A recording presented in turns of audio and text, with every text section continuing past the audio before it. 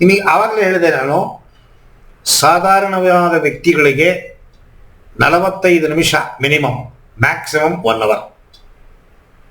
ಮೂಗು ಗಾಳಿ ಹೋಗುವ ಬರುವ ಪ್ಯಾಟರ್ನ್ ಚೇಂಜ್ ಆಗುತ್ತೆ. 45 ನಿಮಿಷ ಪಿಂಗಳ ನಾಡಿಯಲ್ಲಿ ಗಾಳಿ ಹೋಗ್ತಿದ್ರೆ 45ನೇ ನಿಮಿಷದಿಂದ 5 ನಿಮಿಷಗಳು ಸುಷುಮ್ನ ನಾಡಿಯಲ್ಲಿ ಓಡಾಡ್ತಿರುತ್ತೆ ಗಾಳಿ.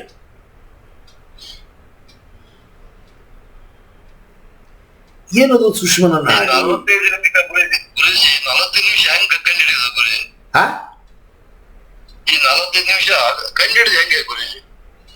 ಅದು ನಿಮಗೆ ಮುಂದೆ ಪಾಠ ಬರುವಾಗ ಹೇಳ್ತೀನಿ.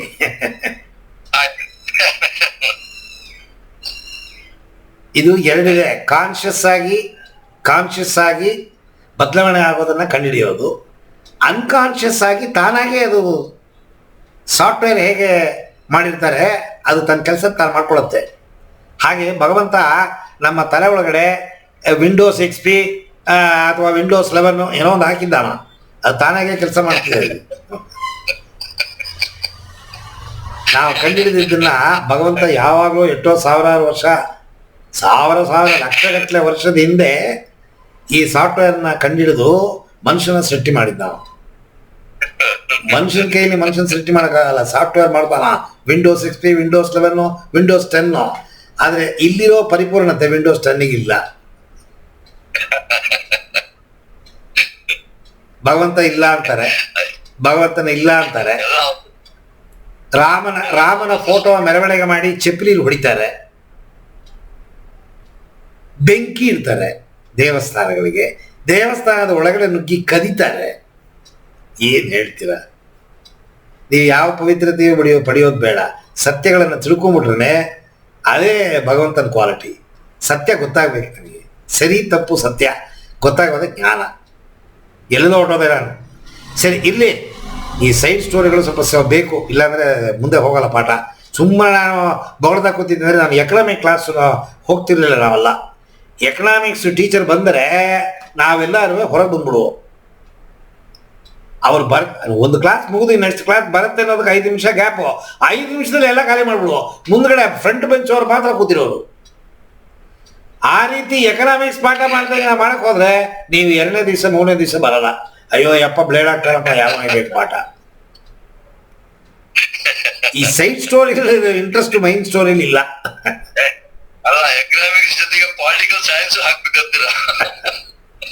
ಎಲ್ಲ ಸೇರಿದ್ರೆ ಚೆನ್ನ. ಸೊ ಈ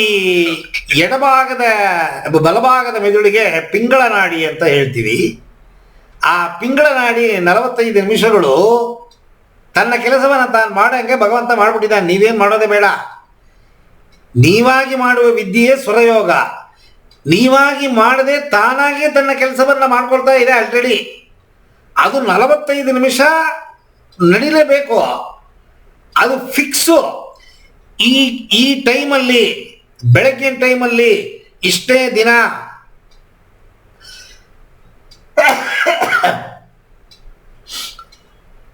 ಈ ಗಳಿಗೆ ಈ ವೇಳೆ ಅದು ಈ ನಾಡಿ ಆಕ್ಟಿವ್ ಆಗಿರಬೇಕು ಅಂತ ಅನ್ನೋದು ಫಿಕ್ಸ್ ಆಗೋಗಿದೆ. ಅದು ಫಿಕ್ಸ್ ಆಗದೆ ಏರುಪೇರು ಆಗೋಯ್ತು ಅಂತಂದ್ರೆ ಮಾನಸಿಕ ದೈಹಿಕ ಒತ್ತಡ ಬಂದ್ಬಿಡುತ್ತೆ. ಅದು ಫಿಕ್ಸ್ ಆಗಿದೆ, ಅದು ಏನು ಅಂತ ಹೇಳೋದನ್ನೇ ಕಂಡುಹಿಡಿದಿದ್ದಾರೆ ಎಲ್ಲ. ಧ್ಯಾನ ಮಾಡಿ ಮಾಡಿ ಮಾಡಿ ಮಾಡಿ ಮಾಡಿ ಮಾಡಿ ನೀವು ಕೇಳಿದ್ರೆ ನನ್ನ ಪ್ರಶ್ನೆ ಈಗ ಹೇಗೆ ಕಂಡುಹಿಡಿಯೋದು ಅಂತ. ಇದನ್ನು ಕಂಡುಹಿಡಿದವರು ಯೋಗಿಗಳು. ಧ್ಯಾನ ಮಾಡುವಾಗ ಅವರ ಯೋಚನೆ ಮೂಗಿನ ಮೇಲಿರೋದು, ಶ್ವಾಸಕ್ರಿಯೆ ಮೇಲಿರೋದು. ಶ್ವಾಸದ ಮೇಲೆ ಮನಸ್ಸನ್ನ ಇಡು. ರಮಣ ಮಹರ್ಷಿ ಹೇಳಿದ್ರು. ಯಾರು ಗೊತ್ತಾ ರಮಣ ಮಹರ್ಷಿ? ಭಗವಾನ್ ಶ್ರೀ ರಮಣ ಮಹರ್ಷಿ 8-9 ವಯಸ್ಸಲ್ಲಿ ಮನೆ ಬಿಟ್ಬಿಟ್ರು. ಭಗವಂತನ ನೋಡ್ತೀನಿ ಅಂತ ಬಿಟ್ಬಿಟ್ರು ರಮಣ ಮಹರ್ಷಿ. ಅವ್ರು ಹೇಳೋರು ಸುಮ್ಮ ಇರು. ತಮಿಳಿನಲ್ಲಿ ಸುಮ್ಮ ಇರು ಅಂದರೆ ಸುಮ್ಮನೆ ಇರು. ಗುರುಗಳೇ ಧ್ಯಾನ ಅಂದರೆ ಏನು ಅಂತ ಕೇಳ್ತಾನ ಶಿಷ್ಯ. ಅದಕ್ಕೆ ಹೇಳ್ತಾರೆ ಸುಮ್ಮನೆ ಇರಪ್ಪ ನೀನು, ಸುಮ್ಮನೆ ಇದ್ದು ನೋಡೋಣ. ನೀವು ಸಾಧ್ಯವೇ ಇಲ್ಲ. ಸುಮ್ಮನೆ ಇರು ಅಂತಾರೆ. ಅಂದರೆ ಏನು? ಕೂತ್ಕೋಬೇಕು, ಕಣ್ಣು ಮುಚ್ಕೋಬೇಕು, ಸುಮ್ಮನೆ ಇರಬೇಕು. ಸಾಧ್ಯವಿಲ್ಲ. ಏನು ಓಡುತ್ತೆ ನದಿ ಪ್ರವಾಹ, ಹೇಗೆ ನೀರು ಹರ್ಕೊಂಡು ಹೋಗುತ್ತೆ ಹಂಗೆ ಆಲೋಚನೆಗಳು. ಅದು ನೀವು ಸುಮ್ಮನೆ ಕಣ್ಣು ಮುಚ್ಚಿಬಿಟ್ರೆ ಇದ್ರೆ ಇಲ್ಲಿ ಆಲೋಚನೆ ಜಾಸ್ತಿ. ಈ ನೆಟ್ ಕಣ್ಣು ಬಿಟ್ಕೊಂಡು ನಾನು ನೋಡ್ತಾ ಇದ್ದೀರೋ ಸ್ವಲ್ಪ ನಿಮ್ಮ ಆಲೋಚನೆ ಕಮ್ಮಿ ಇದೆ. ಈಗ ನಾನು ಇಲ್ಲ, ಸುತ್ತಮುತ್ತ ಹೆಂಡತಿ ಇಲ್ಲ, ಮಕ್ಕಳಿಲ್ಲ, ನೀವು ಒಂಟಿ ಇರಿ, ತಲೆಕೆಟ್ಟೋಗುತ್ತೆ, ಇರೋಕ್ಕಾಗಲ್ಲ. ಟಿವಿ ಹಾಕ್ತೀವಿ, ಮೊಬೈಲ್ ತಿರುಗಿಸ್ತೀವಿ, ಹೊರಗೆ ಹೋಗ್ತೀವಿ, ಒಳಗೆ ಬರ್ತೀವಿ, ಫ್ಯಾನ್ ಹಾಕ್ತೀವಿ, ಫ್ಯಾನ್ ಆಫ್ ಮಾಡ್ತೀವಿ, ಏನಾದ್ರು ಮಾಡ್ತಾ ಇರ್ತೀವಿ, ಸುಮ್ಮನೆ ಇರೋಕ್ಕೆ ಸಾಧ್ಯವಿಲ್ಲ. ಹಾಗೆ ಇದು ಸುಮ್ಮನೆ ಇರಬೇಕು ಅಂತ ಕೆಲವು ಟೈಮ್ ಇದೆ, ಎಡನಾಡಿ ಪಿಂಗಳ ನಾಡಿ. ಆ ಟೈಮನ್ನು ಮೀರಿ ಏನಾದ್ರು ಮಾಡ್ತಾ ಇದ್ದು ಅಂತಂದ್ರೆ ನಿಮ್ಮ ವಾತ ಪಿತ್ತ ಕಫ ಮಾನಸಿಕ ದೈಹಿಕ ಒತ್ತಡ ಬಂದುಬಿಡುತ್ತೆ. ಹಾಗೆ ಈ ರೈಟ್ ನಾಸ್ಟ್ರಿಲ್ ಏರುಪೇರು ಆಯಿತು ಅಂತಂದ್ರೆ ಸೀಸೋಫಿರ್ನಿಯಾ ಹಾಗೆ ಅನ್ನೋ ಕಾಯಿಲೆ ಬರುತ್ತೆ, ಮಾನಸಿಕ ಕಾಯಿಲೆ. ನಿಮ್ಮ ಥಾಟ್ ಪ್ರಾಸೆಸ್ಸು ಚೇಂಜ್ ಆಗೋಗುತ್ತೆ, ಎಮೋಷನ್ನು ಚೇಂಜ್ ಆಗೋಗುತ್ತೆ, ಮತ್ತೆ ಕೋಪ ಬರೋದು ಅಥವಾ ನಿಮ್ಮ ಫೀಲಿಂಗ್ಸಲ್ಲಿ ಏರುಪೇರಾಗೋದು. ಕೆಲವರು ನೋಡಿ ಎರಪ್ಟ್ ಆಗ್ತಾರೆ, ಕೆಲವು ಟೈಮಲ್ಲಿ ಮಾತಾಡ್ತಾನೆ ಇರ್ತಾರೆ, ಬಿಹೇವಿಯರ್ ಚೇಂಜ್ ಆಗುತ್ತೆ, ಸಡನ್ ಆಗಿ ಹೊಡೆದು ಬಿಡ್ತಾರೆ. ಅವ್ನು ಹೊಡಿಯೋಕೆ ಬರ್ತಾನಂತಲೇ ಗೊತ್ತಾಗಲ್ಲ, ಹೊಡೆದೇ ಬಿಡ್ತಾನೆ ನಮ್ಮನ್ನ. ಈ ಥರದ್ದೆಲ್ಲ ನಡೆಯುತ್ತೆ ಅಂತಂದರೆ ನಿಮ್ಮ ಮೆಂಟಲ್ ಫ್ರಾಗ್ಮೆಂಟೇಷನ್ ಅಂತ ಹೇಳ್ತೀವಿ, ಅದಾಗೋಗುತ್ತೆ. ಲೆಫ್ಟ್ ನಾಸ್ಟ್ರಿಲ್ ಬ್ಲಾಕ್ ಆಯಿತು ಅಂತಂದರೆ ಡಿಪ್ರೆಷನ್, ಎಮೋಷನಲ್ ಬ್ಲಾಕೇಜ್ ಅಂತ ಹೇಳ್ತೀವಿ ಅದನ್ನು. ಅಂದರೆ ಸಾಧಾರಣ ಮನುಷ್ಯನಿಗೆ ಕೋಪ ಬರಬೇಕು, ದುಃಖ ಬರಬೇಕು, ಆನಂದವಾಗಿರೋ ಇರಬೇಕು. ಡಿಪ್ರೆಷನ್ ಬಂದವ್ರಿಗೆ ಹಂಗಿರಲ್ಲ, ಯಾವಾಗಲೂ ಒಂದೇ ಥರ ಇರ್ತಾರವರು. ಅಂದರೆ ದುಃಖ ದುಃಖ ದುಃಖ, ನೋವು ನೋವು ನೋವು, ನಕಾರಾತ್ಮಕ ನಕಾರಾತ್ಮಕ ನಕಾರಾತ್ಮಕ. ಮನಸ್ಸು ಪಾಸಿಟಿವ್ ಆಗಿದ್ದರೆ ಮಾತ್ರ ದೇಹದಲ್ಲಿರೋ ಪಾರ್ಟ್ಗಳೆಲ್ಲ ಪರ್ಫೆಕ್ಟಾಗಿ ಕೆಲಸ ಮಾಡುತ್ತೆ.